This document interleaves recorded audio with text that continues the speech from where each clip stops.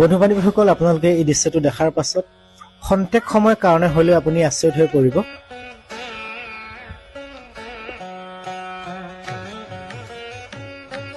আপোনালোকে দেখিব পাৰিছে দুডাল প্ৰকাণ্ড ফেটি সাপে কেনেদৰে এটা বান্দৰৰ লগত খেলি আছে, আৰু সেই বান্দৰটোৱেও দুডাল বিষাক্ত ফেটি সাপৰ লগত খেলি থকা আপোনালোকে দৃশ্যটো দেখিব পাৰিছে।